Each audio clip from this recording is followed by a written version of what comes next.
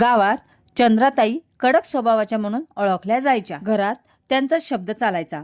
वेळेला उठणे, वेळेला जेवण, वेळेला काम, कुठलीही तडजोड नाही।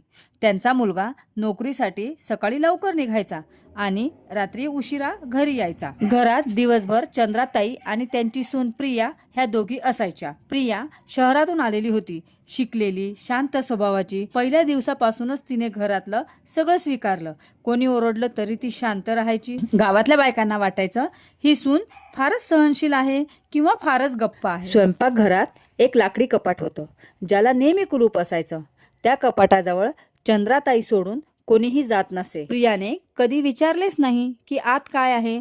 तिला वाटायचं काही प्रश्न न विचारणं शहाणपणाचं असतं। दुपारचं जेवण नेहमी आधी चंद्राताई करायच्या। ताटात सगळं गरम, नीट वाढलेलं असायचं। प्रिया शेवटी जेवायची, जी उरेल ते खायची। कधी कमी पडलं तर पाणी पिऊन झोपून जायची। चंद्राताईंना वाटायचं ही सून फारच गोड वागते, पण आतून काय आहे कोण जाणे।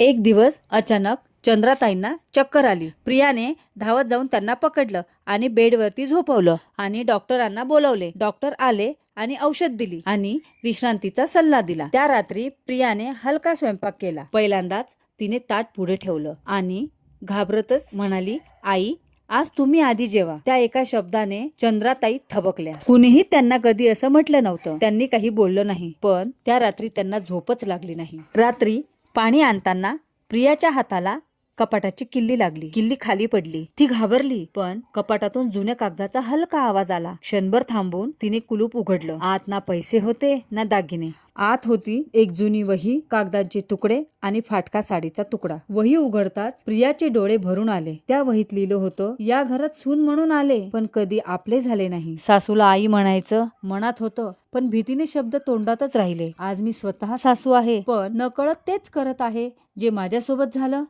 त्या शब्दामागे चंद्राताईंचं दुःख, त्यांची भीती आणि ती अपूर्ण राहिलेलं प्रेम दडलं होतं। सकाळी चंद्राताई उठल्या आणि स्वयंपाकघरात जाताना त्यांना कपाट उघडे दिसले। त्या क्षणभर तिथे थांबल्या आणि हळू आवाजातच म्हणाल्या, प्रिया आजपासून आपण दोघी एकत्र स्वयंपाक करूया आणि एकत्रच जेवण करूया। प्रियाचे डोळे भरून आले। त्या घरात फारसे नियम बदलले नाहीत, पण नातं बदललं। जे नातं कडक सासू सुनेचं होतं ते मायलेकींमध्ये बदललं। त्या बंद कपाटासोबतच जुन्या आठवणींनाही कुलूप लागले। कारण काही रीतिरिवाज पिढ्यानपिढ्या चालतात, पण त्यांना थांबवायचं धैर्य कोणीतरी घ्यावंच लागतं। या कथेतून असा बोध मिळतो की जुनी जखम जपून ठेवणं सोपं असतं, पण ती भरून काढणं म्हणजेच खरं धैर्य। जर तुम्हाला ही स्टोरी आवडली असेल तर प्लीज लाईक करा, सबस्क्राईब करा आणि हो, बेल आयकॉनला क्लिक करायला विसरू नका।